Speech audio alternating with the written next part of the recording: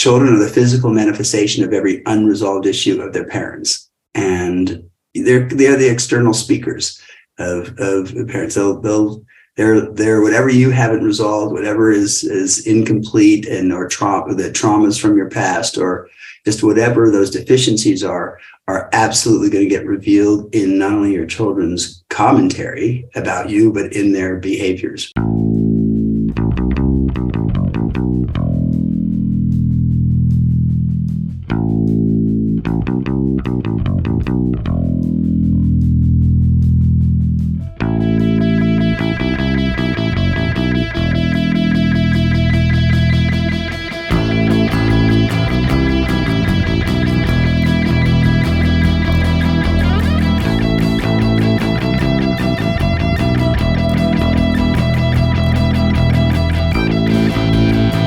It's good to be back. It's good to have another conversation here today. And I've been talking a lot about my kids recently. And so, one of the great things that I've really loved from the work we've done together and over the years, and all that you've taught me is how the work has also helped me be a better parent.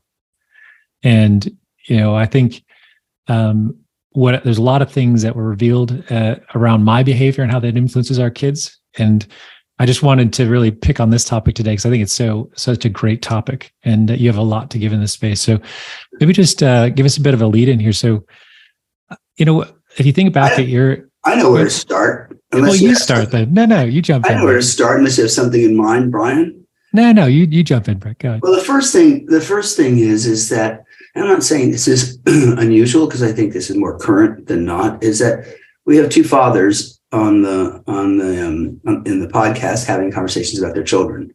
I'm not saying that's not the currency of today, that there's fathers are certainly more involved than they've ever been. But I think it's kind of unusual for two fathers to go, kind of formalize that in a podcast. So and it's a completely different perspective, obviously, than mothers and how mothers actually parent, right? So and Brian, you have three girls under 13 at this point, right? And it's a lot of fun. I have three children under 80 because I'm so old, right? My oldest daughter would kill me for saying something like that, but it's not true. So, but I have an older daughter from my first marriage, and I have an 18-year-old, almost 19, and I have a 16, kind of knocking on 17, really knocking on 45, right? But so I got the teens, and I got an older daughter. So we got 6 kids. Hey, we're like the Brady Bunch between us. I know. They got the squares. Put that theme song on so that people have a real lead in. So yes, Brian and I are now raising 6 children. So children, the physical. So here's a quote that I wrote years and years ago. Jen, my wife, said, that really is the most brilliant quote. And she says, it's too bad you haven't been able to execute it at all. I go, this is kind of rude, don't you think? Yeah, so, but here's the quote. Children are the physical manifestation of every unresolved issue of their parents. And they're the external speakers of parents. They're whatever you haven't resolved, whatever is incomplete and or the traumas from your past, or just whatever those deficiencies are absolutely going to get revealed in not only your children's commentary about you, but in their behaviors, right? And so those beautiful I'm sorry, what you say? I said I love that. Yeah, no, that is one of, I think, your greatest quotes. That is one of the things I just have carried with me since this. I think today you said it to me, which is probably over a decade ago. So no, for me too. But as my wife said, it's only taking me to last week to execute it after 40 years. So those beautiful adages that have absolutely no impact at all. Like, hey, do as I say, don't do as I do, and children should be seen and not heard. So much for those ideas in today's current market, of raising children. Children are more expressed and depressed in lots of ways. Yeah, it's true. A good friend of mine, they go to a very, very high-end private school pre-preparatory school in Los Angeles. And in the last month, they've had two suicides. A senior just, and they both shot themselves, a girl and a boy. So that's horrible. The suicide rate is higher than it's ever been in teens and kids, and it now includes girls, which you always think is unusual, right? It's unusual, all of it, but there's an epidemic of challenges that go on, and there's an epidemic of challenges for the parents, and we're in the throes of really trying to figure this out. And so being a parent is not easy business. I mean, I think back to like when my parents, and I don't know how, we had 4 boys. How did they raise us, and how did this work, and how did people navigate all these things? And it seemed like it was so much easier, even though the logistics of it might even been more significant because they didn't have the benefit of technology and resources in the same way. But I think that we're so much more invested, but both good and bad. Like managing, everyone, all of us are trying to raise the baby Jesus, like the ideal child, right? With all this information we have, and just like social media, that's a lot for someone to integrate and grok. Love that word. And so parenting is obviously really challenging. And as I said, fathers we're more invested and more involved, and more is required of us than ever before. It used to be like, hey, I'm making the money, in the 50s, I'm making the money, and that's it. That's my, I'll throw the ball, every once in a while, or, I'll do a drive. But we are required to have more investment, and we want to be, want to have that. So today is a totally different thing, and I'm a much older dad. So, I was going to say, one of the things that is true for me is that I feel like there's so much more coming at you as a parent, right? Because you get tons of it, tons of perspective, tons of opinions, tons of info, lots of everything's so much more visible now too. You're seeing how other parents are doing, they're being a parent, lots of comparative stuff, right? So I think also that not just is it a different time, but I think you also have that just speed of seeing everyone else and seeing all this information. It's probably, as a parent, more confusing to some degree because you feel like you are never quite good enough as everything else you're seeing out there, which is always a tough conversation as a parent.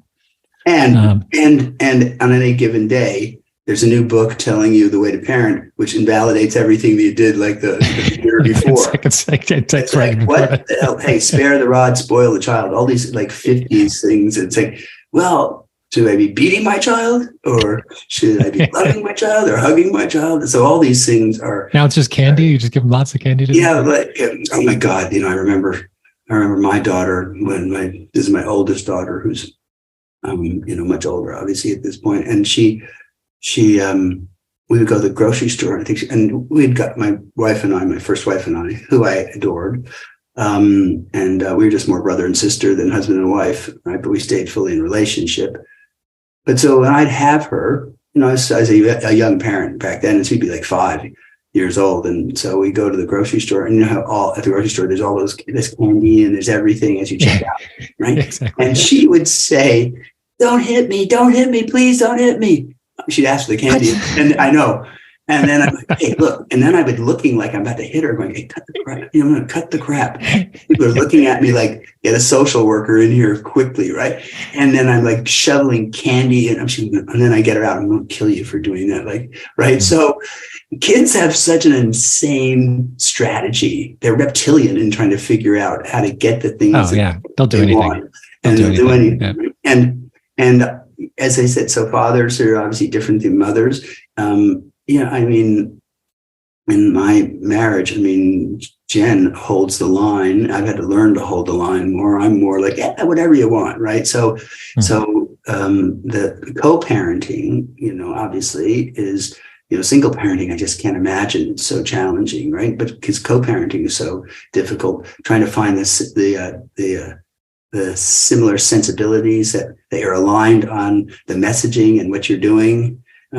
With your own challenges and traumas, right? And so you go into the situation parenting. And I mean, I had a child already, but that didn't train me for the other two that were coming. So I went into parenting in a way like, oh my God, kind of like the Civil War. I think how the Civil War first started is people would, they dressed up in their finery. They had picnic baskets for the first day of the Civil War, and they went out and were going to watch this great, event until someone's head was blown off their torso. And they went, this is not such a great thing.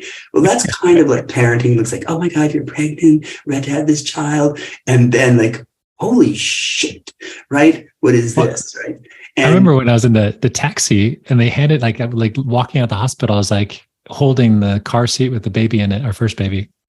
And we get to the taxi and we get in, we sit down and we think, oh my God, wait, there's not a nurse. There's not someone with us. I know all of that. Like, who just gave us a baby? Are they crazy? Yeah. Where's all the infrastructure exactly, that the hospital provided it. And I remember because, Gigi, my 16-year-old now, she weighed, I think she was like, I remember she was like 6 pounds or something, really, or 5 pounds, 4 ounces or something like that. Tiny. It was like putting like a worm in that car seat. I mean, like there was no skeletal structure. It was like, she's going to slip out of this thing. So I'm just saying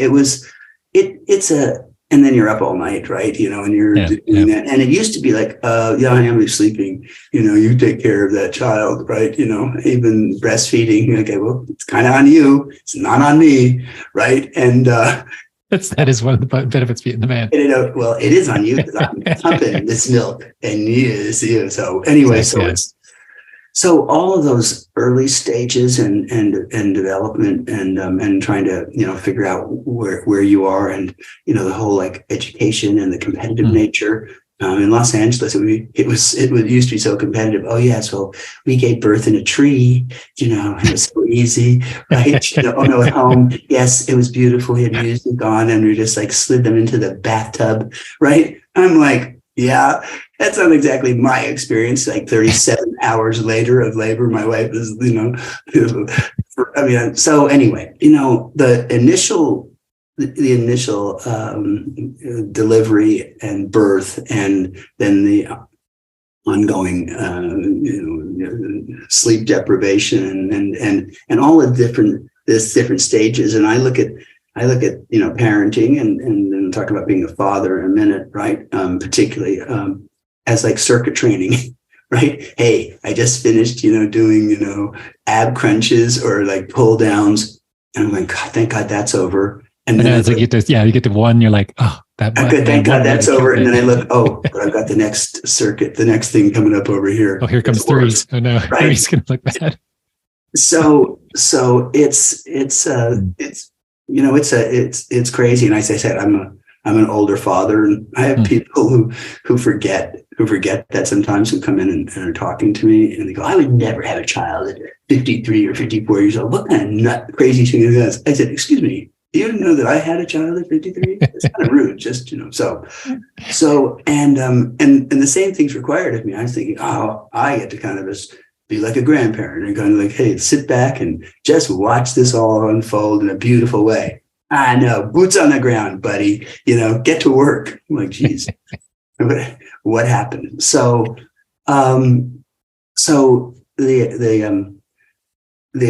what you expect when you go into it, right? Because we go into it only having a very myopic kind of way of looking at it. You only can see they're 2 years old and they're going to be 3 years old and they're like a year and a half old and that cute. No one goes to like 15. You don't think about that when they're 14 and 15 or 13. You have no interest in you.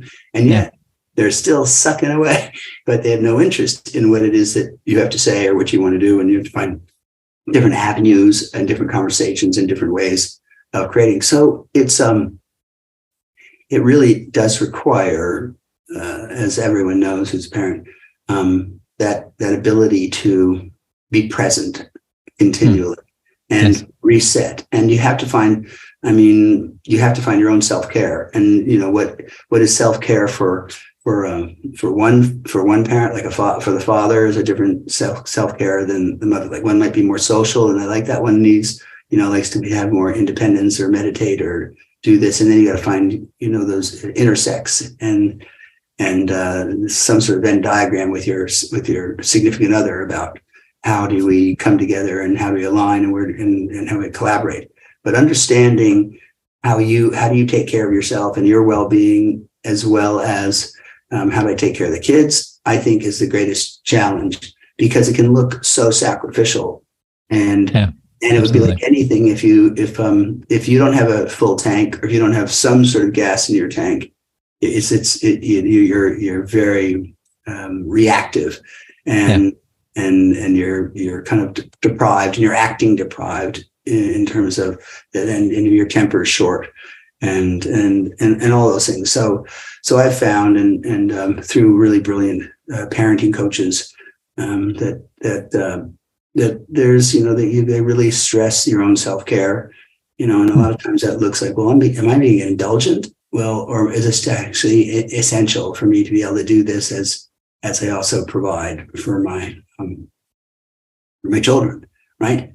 So, I mean, also, I'm sorry, I look at, because we're all different. So some people are in real estate, and some people are in the entertainment industry, and some people are in business, and some people are professional athletes, and so I'll watch like a golf, some golf tournament. I'll watch the Masters. I'll watch US Open, and I'm thinking, wow, those guys really have it good, right? Their wife shows up with the kids, and all they're doing is playing golf, right? And that they play golf all day long, every day. I said, what kind of shit is this, right? Like, how did they get this, structure? And everyone goes, well, they're a golfer, so they've got to really practice, and they've got to go out there and do that.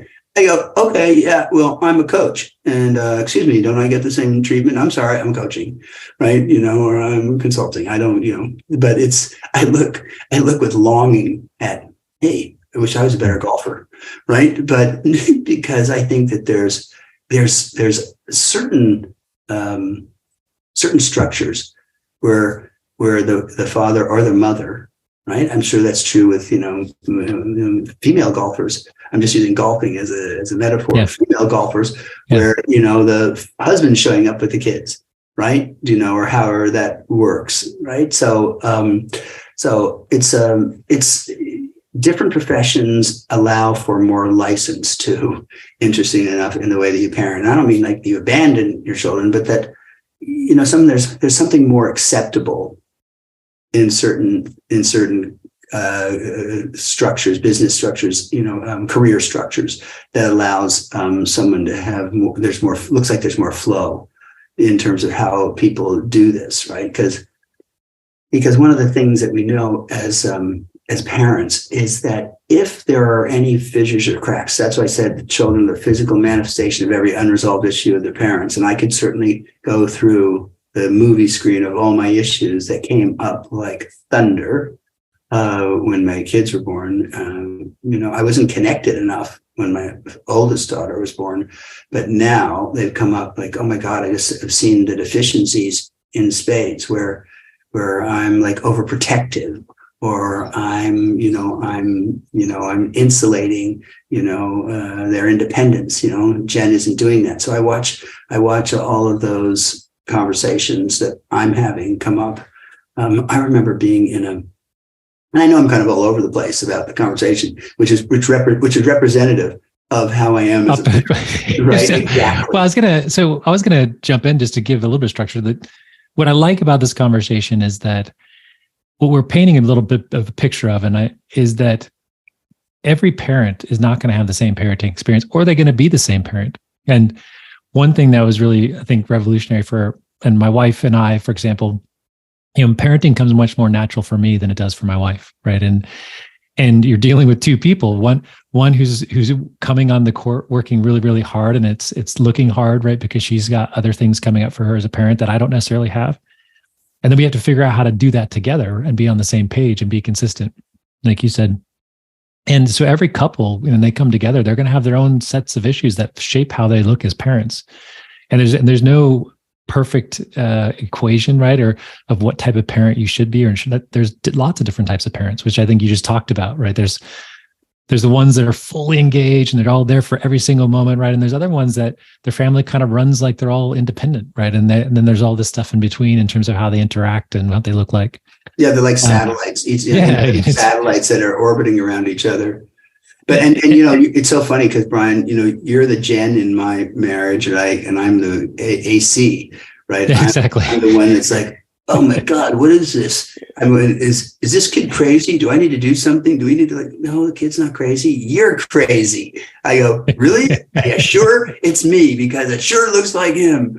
Right. So, and but thank God one of us is sane because that yes. A lot harder. So, I mean, I remember when I was, I guess Jack was 3, maybe younger, and we're at a store that sells baby clothes and things like that. And, every one of those stores usually has a little play area for the kids, right? Children's store, so they can play. So there's a 6-year-old or 5-year-old kid over there playing, right? Jack was playing first and Jen's shopping for baby clothes, right? Or clothes. So like toddler clothes.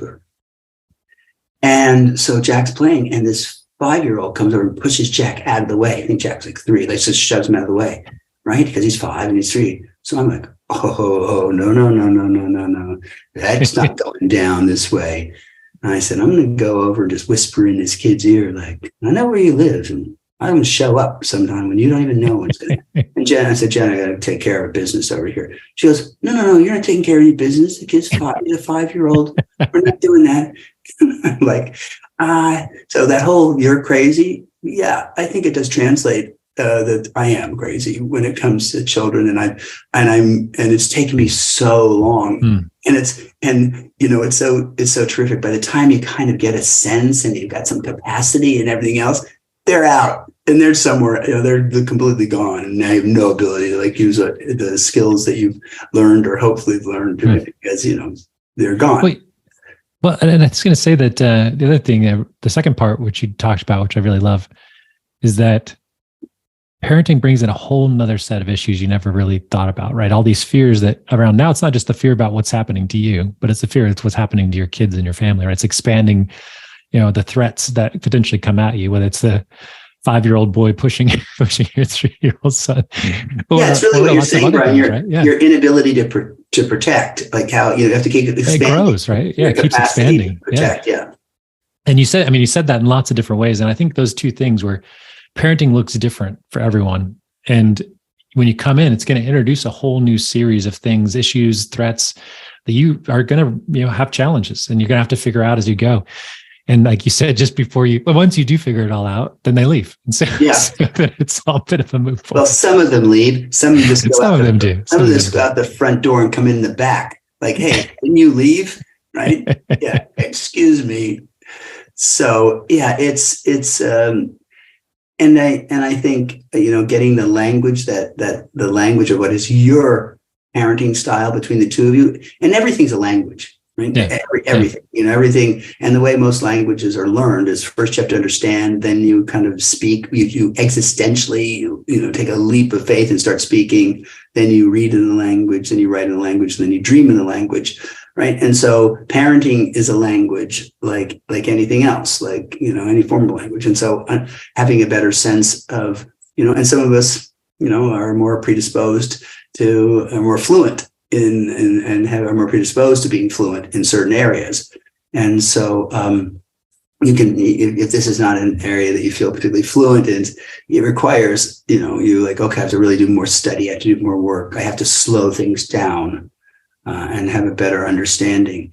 And, all the issues of I'm a male. I'm supposed to know that I'm supposed to dominate. I'm supposed to understand this, which is the last thing you need to be doing as a father or in a relationship. And those differences between domination and boundaries and looking to see directed conversations rather opposed to critical conversations. And I watch how so often, I will talk to their behavior rather than their actual essence or their commitment. And I know that's an abstract thought, but what it means is if I went, oh my God, Jack or Gigi, you're so lazy, right? Then I'm going to get more lazy. You keep talking to the behavior, you get more of that behavior. You do. Talk to the essence, like, I know that you want to I know you want to take care of these things, and I know how hard you work and where you put your time in. And it's not positive thinking. It's just talking to the more of the essence of who someone is, rather than, talking to that behavior or whatever it is that you don't like. And I think just as a culture, particularly as a father, we point out more of their behaviors rather than direct them into a more positive conversation. Well, and that takes something. That takes some time to figure out. I was going to share a story actually, because I had our three girls are very expressed, and when they're younger, I used to just do that. I'd speak to the behavior. Don't do that. That's bad. This is good, right? And it really didn't diffuse things. It might temporarily, stifle them or kind of shut them down, but what I found is that, like you said, I just kept getting more and more behavior. And not until, like Norley, for example, my middle daughter, when I talk to her, I'd say, Norley, you have the biggest heart. That's just not like you, right? You're so sweet, and then it really, and you'd watch her change, you watch her face change when you spoke to that soft center, right? And she goes, yeah, I know, Dad. I just get so upset sometimes, right? And then she can get to her feelings, and you can then help her through her, because feelings for kids most of the time are so confusing, right? And no one should be listening to what Brian's saying, because he's like an anomaly. No one can do what he does. Like he's saying that. Yeah, this is kind of annoying. This is annoying. This is why Jen it's super annoying. Okay, great. Where I'm like, you little idiot. Are you an idiot? Right? So yeah, no, I remember going over to a dinner party. I don't want to interrupt totally. But no, good. I remember going to a dinner party with it was friends of ours, and about 8 or 9 couples, right? And one of our good friends, Tommy, he's like the ideal father, right? And he's just an ideal husband, right? And Jen's always referencing what I'm not in the dinner party for some reason. Like, I don't know how I always get included. Like, how do I get involved in this? Like, Brett can't do that. That's not possible for him, right? And he's talking about himself. How did I get, brought up into this situation? You're just the baseline. So Brian's like that, as a father. It's like, all right, that's just so great for you. And the rest of us are some Neanderthals who are trying to walk around. We're walking on our knuckles, right? So, but he's right. That's part of what, you're attempting to do. And the results are pretty instantaneous. I think that's what Brian probably would say. Like they do. She just softens immediately. Yeah. And Norley's she's the she can be fire. She can have lots of fire, lots of she's drama. Fire, and she's the dramatic one. And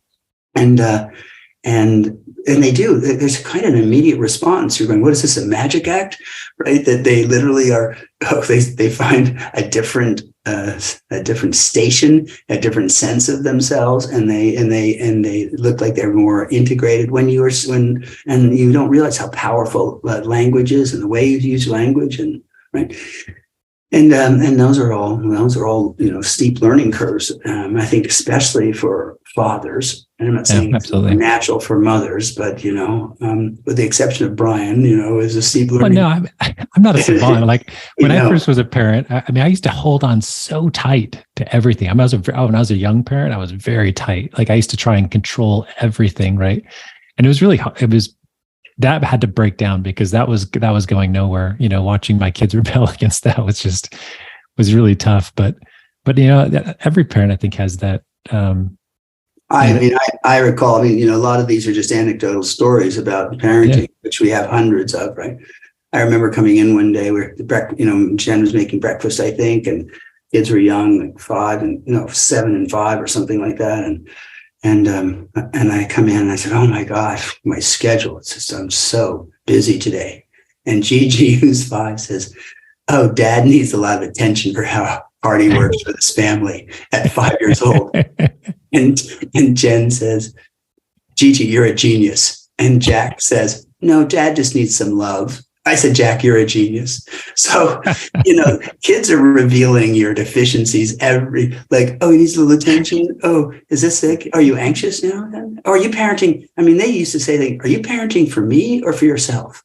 You're trying to control something for yourself or for me? I go, excuse me, can you shut up? Really? So, So I remember like another story. I was putting Gigi to bed, and they have rooms across from each other, and so she says, "Can I massage?" I give her a massage, and then I'm leaving, and then I go over to Jack's room, and Dad goes, "Dad, can I just?" I think he's 12.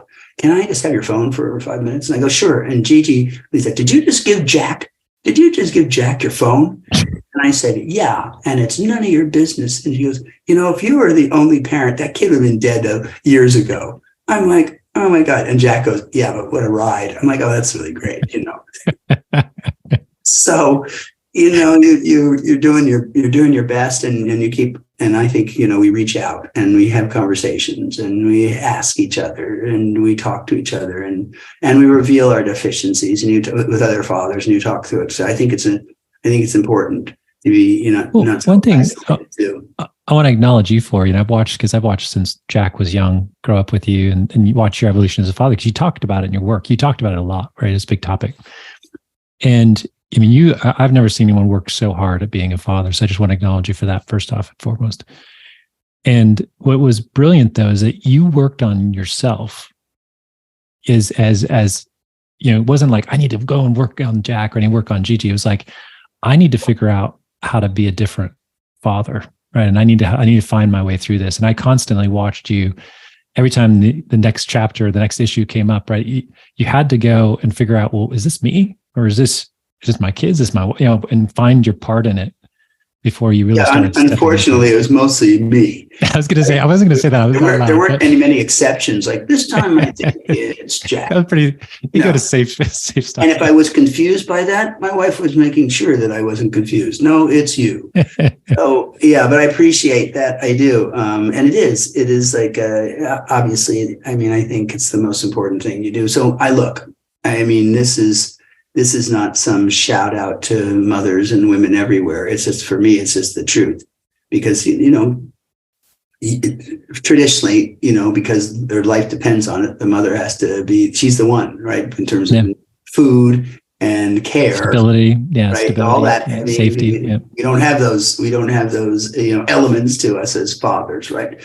As men. But I just think that people think, it can be demeaned. It can be demeaned on some level, especially in a culture where money and greed and cachet is so important. It can still somewhat be demeaned about, oh, you're just being a mother, or you're just being a father, right? Or you're just doing this, right? Yeah. It's so much easier to go to work, and everyone knows it is, right? I don't care what anyone says. It is so much. I mean, and Jen's been gracious about, you go ahead, you go to work, right? Because I get relief in there. I don't have relief for the most part as a father. I am so bloody anxious, and I've had to work on that anxiety, as you're saying, right? And I didn't realize I was anxious. I thought that I was impulsive and creative and inventive. I justified my anxiety, that had a different level of expression, and it came up so profoundly as a father that my anxiety got severe. I didn't even know I had anxiety until I had children. Right. So, and anxiety is trying to control something you can't control. That's what, if you knew you had complete control, you would be, a sociopath, right? If you knew you had no control, you'd be kind of more freed up. So anxiety is that in between stage where you're trying to get control of things you have no control over, which is kids. And so it came up so dramatically. And, in my work, I have a lot of control, a lot of ability to make this happen, but not as a father. So it was being, I was flooding that anxiety in the family unknowingly and causing more issues. And so, so you have to understand how your issues impact the condition. And it's not the whole story at all. It's never just one thing, but it gives you enough grist to start to, to work those things out. And that's why I said initially that children are the physical manifestation of every unresolved issue of their parents. And I'm like, if there's a dictionary, or I guess, is there such thing as an encyclopedia anymore? I don't even know, right? I don't know. If there was something, my picture would be plastered there about the issues and the manifestation and how they work out. And, again, shout outs to women, shout outs to, mothers, wives, whatever. But to children too, they're so incredibly gracious. And resilient and amazing. and resilient. They are Yeah. so gracious about your deficiencies. They are so forgiving. I watched my nephew, my older brother who died 20 years ago, 21 years ago, probably at this point, no, not that, something in that neighborhood, be so forgiving about his behavior. And he was not easy. So I watch my children be as forgiving as well, right? It's getting pointed out, right? Yeah, you can't get past it. No, they still give you the heads up. I remember and here's where it started. It started at something like as soon as he was verbal, like what I don't know, he was like speaking a year and a half, whatever it was. And so he's in the back seat in his car seat, and Jen and I are in the front seat, and we're having a fight. Not a big fight, but a fight, right? And so he goes, "I hate it when you fight. I don't like it. I don't like it at all." And Gigi wasn't born. And Jen says, "Honey, we're not fighting. We're having a conversation, right? A disagreement." And I go, "Oh no, we're fighting. We're definitely fighting." And I go, "I don't want him to think he's crazy, right? He's not crazy. His instincts are spot on, right?" And so it's kids are people are gaslighting kids all day long, right? Well, they say that, and it's not so, because they're speaking up about what they see, and they're not wrong usually at this point. And they have such truth when they speak, because that's just what they see. There's no motive for them really. They're just interacting, right? Where, typically as parents, even as much as we love our kids, there's some agenda, right? To get them somewhere, to get them to do their homework, to get them to, clean their room. There's always something happening in our head that says, if they do these things, they're good kids. That means I'm a good parent. Like there's some kind of equation going on. But they tell you straight up. And, I love my youngest, because she literally will be like, "Dad, I don't want to do that." Oh, I know. Those are my favorite. Those are my favorite things. They're like, "Yeah, I know." I remember watching the same thing. I remember watching Jack or Gigi. I said, "Okay, you go down and do the dishes." No, I don't really want to do that. What? What? What are you saying? No, I don't really want to do that. That doesn't look like something I want to do. All right. Well, it doesn't look like fun. I go, that makes sense. But no, this is not life. You have to do things you don't want to do. What are you, crazy? So, but the way they say it was such logic. Well, why would I want to do that? It doesn't look great. So, but as you said, they're very direct, but but they're also, when they want something, they're very they're wily. They'll figure things out, resources, get other people to come in and advocate for them, right? Call up another parent and go, "Yeah, can you come over here and tell my parents exactly? I'm looking, I'd like a car," right? Yeah. Or whatever, or this toy or whatever it is. So, so it's been an ongoing, it's obviously an ongoing conversation. It never ends. As I said, my oldest daughter's, much older, in her 40s, and she's calling me all the time for, to be parented. Right? It never ends.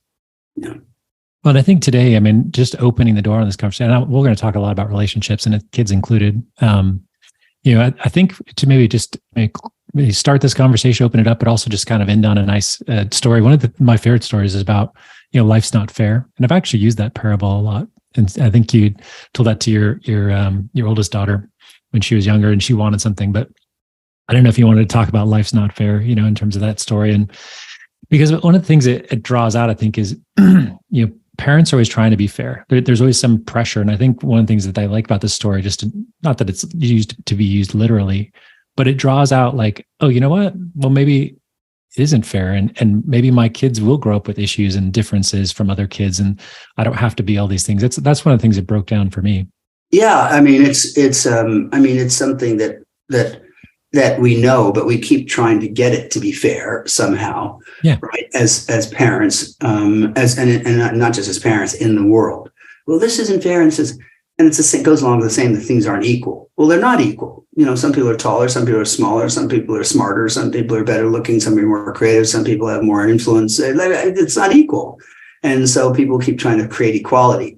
We want to create equality in terms of like gender, like what we can do and what we get paid for. But I'm talking about in terms of people's skills and assets and everything else. It's not equal. It's also not fair. Like, well, how come Prince William was born into this and he doesn't have to have a job? He just can go around shaking hands, right? Or whatever that looks like, right? And, someone else has to work so hard. Well, that's the nature of, the way things are designed. And the same way with your kids.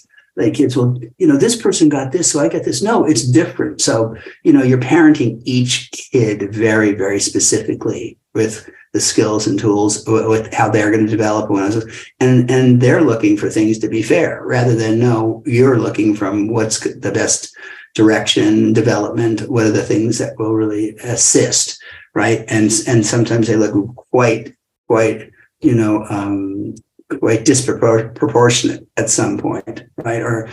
And then you have the kid, and each kid has their own lament. Obviously, just each parent. We're like, you love this person more than me, and it's always about that person, and that's the way it is. I go, well, that's true. I do love that person a lot more than you, and you're just kind of like a guest in this house. So,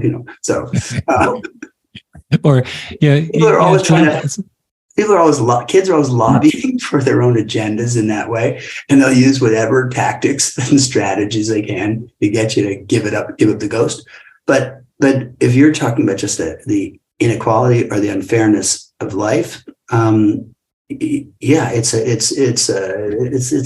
the way life is designed, right? And I think so many people instead of creating and building with the way life is designed, they're trying to contort or crush or twist life into the way that they want it to be.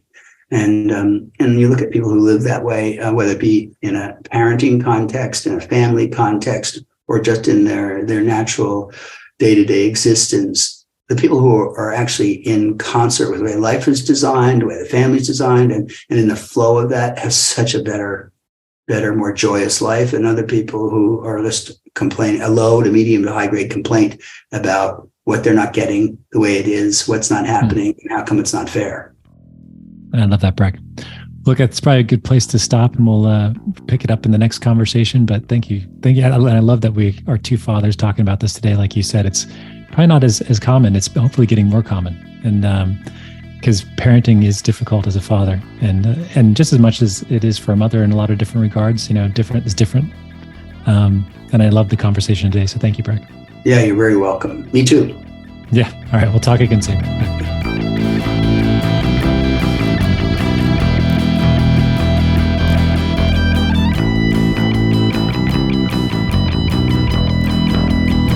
This has been a Gradients production.